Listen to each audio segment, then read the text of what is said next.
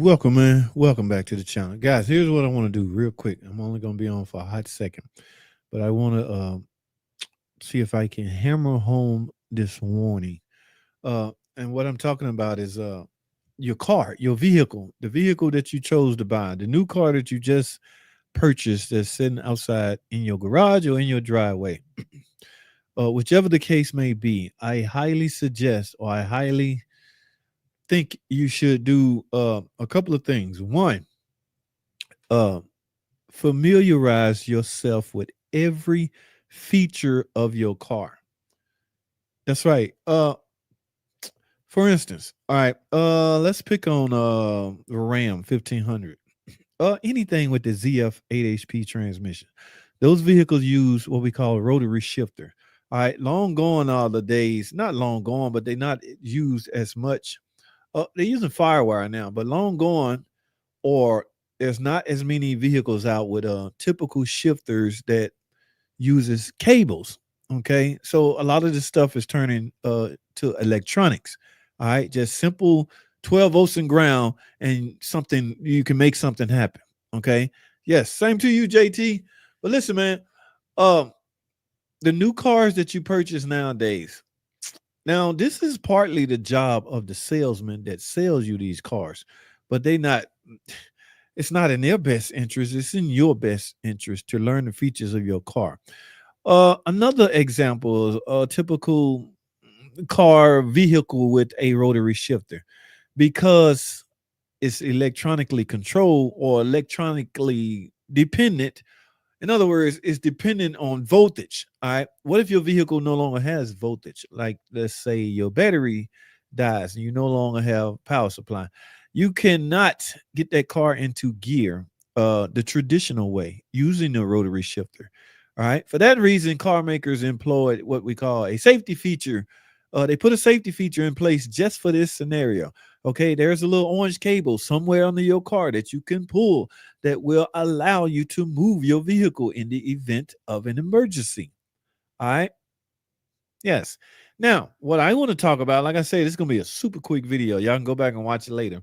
The all electric vehicle. Now, from an EV standpoint, there are vehicles out there that will allow you to use the typical gasoline combustion engine, process, or all electric version. That they call those hybrids. There are some hybrids out there that you can go either way.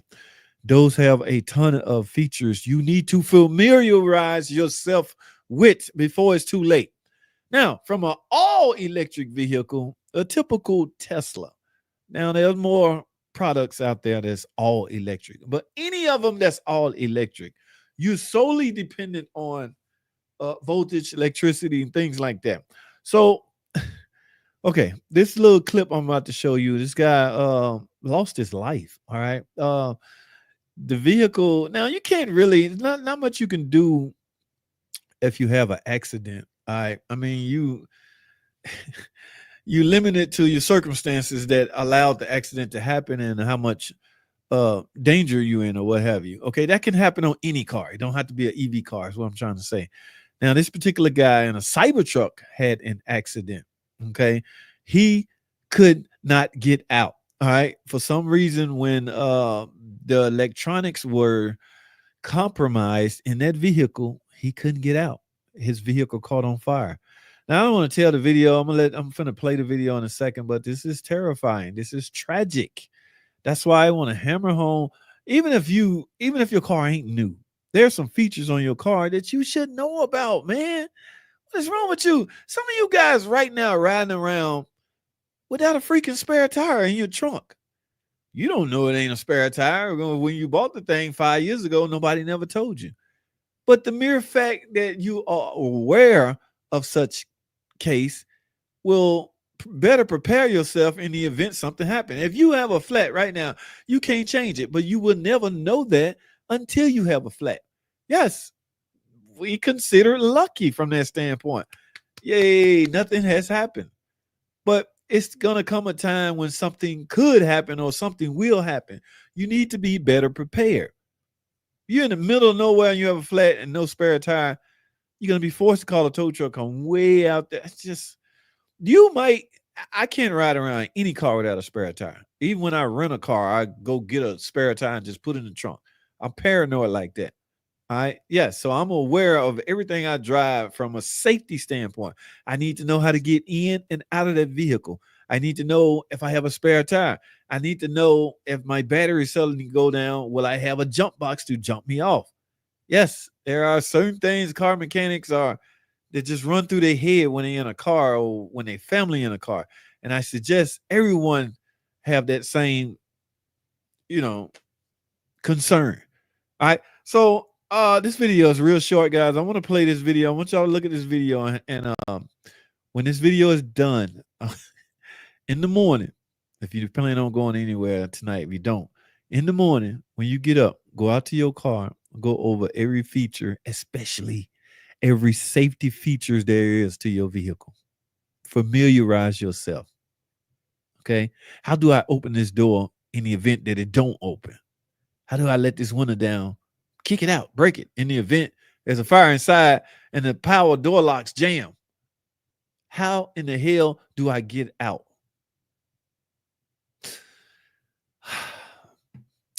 Let's watch this video and we'll talk a little bit more and I'm gonna wrap this up because this is very, very freaking tragic. Burned alive inside his $100,000.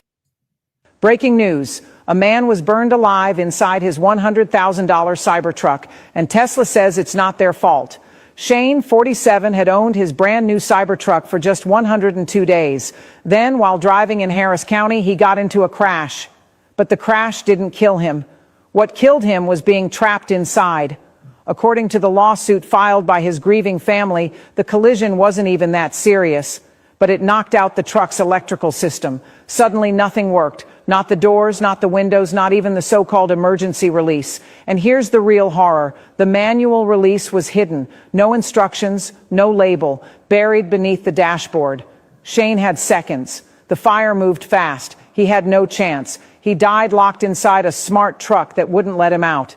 His wife and parents are now suing Tesla, calling the Cybertruck a design-first death trap. They claim it prioritizes sleek aesthetics over basic life-saving features. Now, first of all, let me clear the airways. All right. I am not against EVs. I'm not against electric vehicle. All right. It's a learning curve everybody's gonna eventually have to deal with. All right. So don't get it twisted. I'm not suggesting you don't buy a Tesla. No, I'm merely suggesting you learn every feature of the vehicle that you own. Now I want to dissect some of this as it plays. Let me play this again.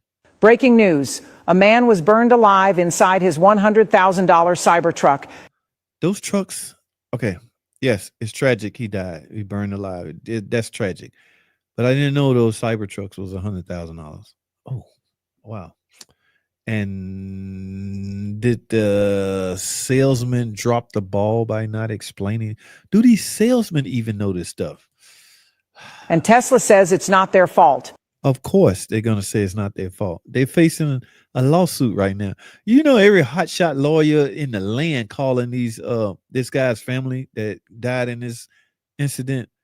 Every hotshot lawyer out there see dollar signs. They going after Tesla hard. Oh, my goodness. Shane, 47, had owned his brand new Cybertruck for just 102 days. Then, while driving in Harris County, he got into a crash. 102 days. That's the equivalent, 369, of 3.5 months. Did you not familiarize yourself, or do you not familiarize yourself with every feature of your car that long? Okay, it's distasteful for me to criticize, this guy for that right now. All right, it was a tragic incident. So again, only thing I'm trying to do is hit home that you should learn every feature of your car. But the crash didn't kill him. What killed him was being trapped inside. Oh, my goodness. You can't get out. There's a glass window. Man, I'm kicking. I'm finding anything. I'm busting glass. I'm busting windows. I'm getting out of that car some way, somehow. All right, let me stop. According to the lawsuit filed by his grieving family, the collision wasn't even that serious, but it knocked out the truck's electrical system. That's the part that's serious. All right. I guess an EV vehicle that catch fire shuts down everything.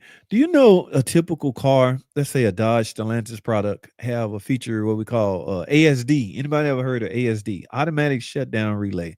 That feature is designed to shut off, I don't know, fuel, ignition, things like that in the event that the car is not running.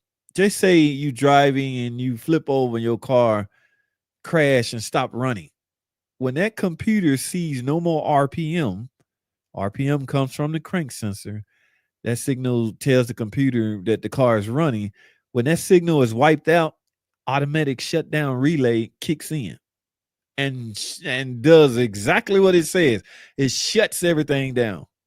No more fuel pump. You don't need fuel pump. You don't need fuel pressure while your car is down. That could cause for a major explosion if that fuel pump continue to run.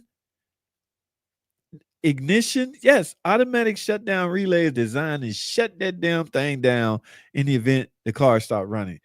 All right.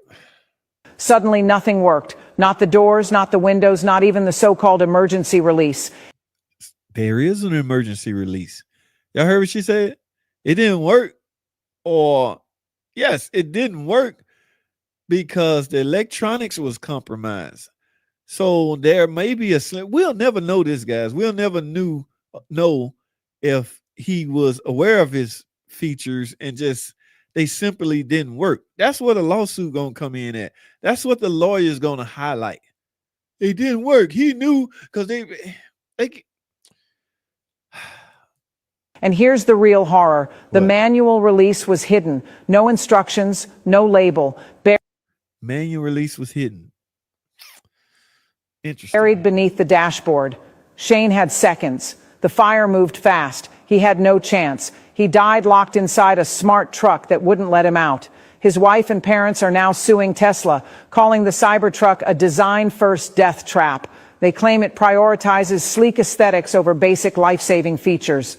All right, I'm done with that. I can't do this.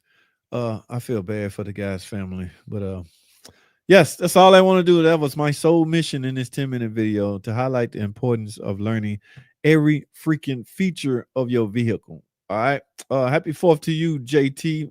Same to you. There's a mechanical door release in those Tesla, but you have to know where to find it.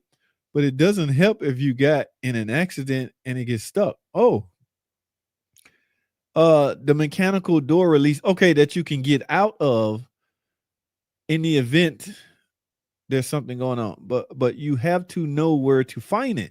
That's the part I mean about learning every feature of your car. You know, get familiar with your freaking car.